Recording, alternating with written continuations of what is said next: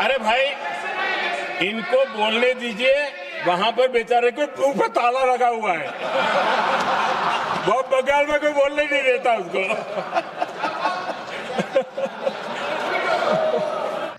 তৃণমূল দলটা বলবার সময় কোনো ভদ্র ব্যবহার করে কারোর সাথে কথা বলে না। দলগতভাবে এটা তৃণমূলের পলিসি। তিনি সবসময়তেই এরকম চেঁচামেচি করে বলেন। তিনি সংসদেও তাই, রাজনীতিতেও তাই, রাস্তায়ও তাই, সব জায়গাতেই তাই এগুলো। তবে কল্যাণ বন্দ্যোপাধ্যায় তিনি যখন কথা বলেন তার ভয়েসটা অনেক বেশি। তিনি একটু টেম্পার্ড বা শর্ট টেম্পার্ড ব্যক্তিত্ব, তো সেটা তিনি বলেন, সেইভাবে তিনি অভ্যস্ত। আপনি কল্যাণ বন্দ্যোপাধ্যায়কে বাদ দিয়ে দিন, আপনি যদি অনুব্রত মণ্ডলের কথা শোনেন, বিপ বিপ করে চালাতে হয়, আপনারা সেই কথা প্রকাশ্যে চালাতে পারবেন না। আপনি যদি উদয়ন গুহর কথা শোনেন, এরা যারা মেরে দেবো, কেটে দেবো, গুলি করে দেবো, এখন থেকেই শাসাচ্ছে যে 4 তারিখের পরে পেটাবো। আগের বার ওই কালচার, সেটা তৃণমূলের কালচার। কাশ্মীরে টেরোরিস্টদের সামনে যদি আপনি গণতন্ত্রের ভাষা বোঝাতে যান, হবে না। এখানেও তৃণমূলকে গণতন্ত্রের ভাষা বোঝালে হবে না। ওনার মনের মধ্যে ভয় আছে যে তৃণমূল যদি আবার থাকে, কারণ মুখ্যমন্ত্রী মমতা বন্দ্যোপাধ্যায় খুব ভালো করে জানেন তৃণমূল আর থাকবে না, তৃণমূল আর নেই। দেখুন, এই সরকার দিয়ে দেবে না, এটা স্পষ্ট। যদি দিতে হতো তাহলে কেউ যদি দেবার হয় সে একবারে দিয়ে দেবে। সে এরকম অছিলা ভনিতা, চুরি ছিনতাই এগুলো করবে না। যে গণতন্ত্রের ভাষা বোঝে তাকেই গণতন্ত্রের ভাষা বোঝাতে হবে। আপনি তৃণমূল নেতৃত্বরা যারা বক্তৃতা করেন, যারা কথাবার্তা বলেন, তারা গণতান্ত্রিক ভাষায় কথাবার্তা বলেন না। তাদের স্বরের মধ্যে হুমকির স্বর, মারার স্বরই থাকে। তাই তৃণমূল যারা করে তাদের বিরুদ্ধে গণতন্ত্রের স্বর, গণতান্ত্রিকভাবে কথা বলাটাও উচিত নয় বলে আমি মনে করি। এটা সভ্য সমাজে অনেকে আমাকে ক্রিটিসাইজও করতে পারে যে এরকম কথা বলছি কেন, কিন্তু এটা ঘটনা, এটা বাস্তবের নিয়ম যে গণতন্ত্র বোঝে না তার সাথে গণতান্ত্রিকভাবে কথা বলাটাও উচিত না। উনি সবসময়তেই একটা কথাকে নেগেটিভ করে বলেন, সবসময়তেই কথাকে নেগেটিভ করে বলেন। এবারে ওনার মনের মধ্যে ভয়ও ঢুকে গেছে যে জোড়াফুল আর থাকবে না।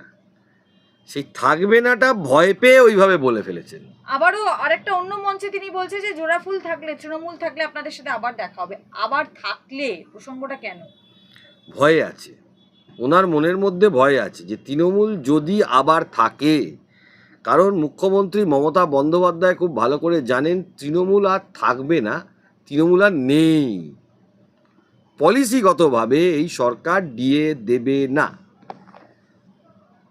কর্মচারীদের কাছে করে বলেছিলেন আমি সব বকেয়া। মুখ্যমন্ত্রী তো, তৃণমূল দল তো সারদারও প্রচার করে বেরিয়েছিল, আবার প্রচার করেছিল সারদায় যে আমরা, মুখ্যমন্ত্রী নিজে বলেছিলেন যে আমরা সব টাকা ফিরিয়ে দেবো। 22 লক্ষ লোক প্রতারিত, তারা তাদের টাকা ফেরত পেয়েছে? আমি মানুষের কাছেই প্রশ্ন করছি আপনাদের মাধ্যমে, নিজেদের মনের কাছে জিজ্ঞেস করুন। নিজের কিছু পেটোয়া লোক ছাড়া বাকিরা টাকা ফেরত পেয়েছে? এইসব কথাগুলোর কোনো ভিত্তি হয় না। সংগ্রামী যৌথ মঞ্চ লড়াই করছে তাদের অধিকারের জন্য, দেশে আইন প্রতিষ্ঠা করার জন্য। আমি তাদের পাশে থাকব, আগেও ছিলাম, ভবিষ্যতেও থাকব। এবং তারা লড়াই দিচ্ছেন তাদের অধিকারের জন্য। ভরসা রাখুন, সবাই ডিএ পাবেন। সুপ্রিম কোর্টের যখন রায় হয়েছে, এখান থেকে কেউ বেরোতে পারবেন না। তার মধ্যে কিছু লোক আছে বলছে গ্রান্টি নেড, টিচার, এদের জন্য কোথায় হয়েছে? সঠিক কাজ করেছে সুপ্রিম কোর্ট। তৃণমূলের একটু অস্বস্তি বাড়ল, তার কারণ হলো এই এসআইআরের চক্করে যত ভেতরে যেগুলো সব সরকারি দপ্তরের তৃণমূলের লোকজন আছে, তারা তো বেশ কিছু নাম ইচ্ছে করে বাদ দিয়েছিল। সেই নামগুলো উঠবে। মানুষকে আবেদন করব, আপনারা যারা যারা অ্যাপিল করেছেন বা যারা এখনও যারা করছেন, খোঁজ খবর রাখুন। আপনাদের যেগুলো জেনুইন, আমার বিশ্বাস সবারই নাম উঠে যাবে। ভেতরে ভয় থাকলে বাইরে নাটক করতে হয়, ভেতরে ভয় থাকলে বাইরে নাটক করতে হয় যে না আমাদের খুব খুশি হয়েছি, না আমরা জিতে গেছি, এইসব কথাগুলো বলতে হয়। এসব না বললে, ভোটের সময় যদি এখন বলে যে এটাতে আমার ভয় হয়ে গেল, তা তো এমনিই লোকে জানে যে এবার আর থাকবে না। সেই জন্য এগুলো বলছে। ভোটটা না হলে বা ছাপ্পা দিতে পারলে তবে তৃণমূলের সুবিধা। আই এম ভেরি হ্যাপি মুখ্যমন্ত্রী বলছেন। প্রত্যেকটা কেন্দ্রে আমার বিশ্বাস, আমি অন্য কারোর গিয়ে বলবো না, 2021 সালে বলুন, 2019 সালে বলুন, 2016 সালে বলুন, 2024 সালে বলুন, অ্যাভারেজে পার বিধানসভা কেন্দ্রে তৃণমূল মিনিমাম 3 থেকে 5,000 ভোট ছাপ্পা মারত, মিনিমাম। এটা ম্যাক্সিমাম তো আপনি ডায়মন্ড হারবার লোকসভা কেন্দ্র বা এইসবগুলো বাদ দিয়ে হিসাব করছি, এরকম অনেক কেন্দ্র বাদ দিয়ে হিসাব, যেখানে ছাপ্পার কোনো লিমিট নেই। এই যে ভোটটা, এই ভোটটা তো বাদ চলে গেছে। এবার যাদের নাম ঢুকবে সব জেনুইন লোকজনদের নাম ঢুকবে, ভুলভাল লোকের নাম তো ঢুকবে না।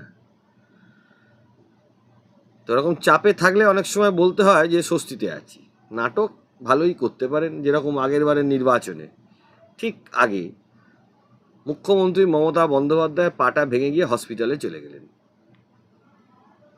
আবার এবছর দেখা যাক কি হয়। এখনো হয়নি, সবাই বলছে বলে এখনো হয়নি, একটু ভয় পাচ্ছেন। যাই হোক, দেখা যাক কি হয়।